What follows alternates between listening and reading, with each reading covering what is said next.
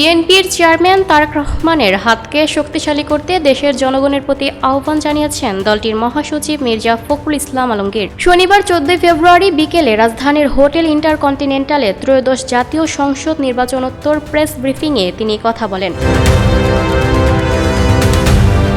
BNP মহাসচিব বলেন, দীর্ঘ সংগ্রামের পর 60 লাখের বেশি দলীয় নেতাকর্মীর বিরুদ্ধে মামলা, 1700-এর বেশি গুম খুন ও জুলাই আন্দোলনে 2000-এর বেশি মানুষের আত্মত্যাগের বিনিময়ে নতুন দেশ পেয়েছে মানুষ। মির্জা ফখরুল ইসলাম আলমগীর বলেন, মানুষ চায় উন্নয়নের পরিবর্তন, অর্থনৈতিক গণতান্ত্রিক পরিবর্তন চায় মানুষ। উদারপন্থী গণতন্ত্রের বিজয় হয়েছে। আসুন আমাদের তরুণ নেতা তারেক রহমানের হাতকে শক্তিশালী করি। গণতন্ত্রের বাংলাদেশ আমরা গড়ে তুলি সবাই মিলে। Lucky Akter, up to date news, Dhaka.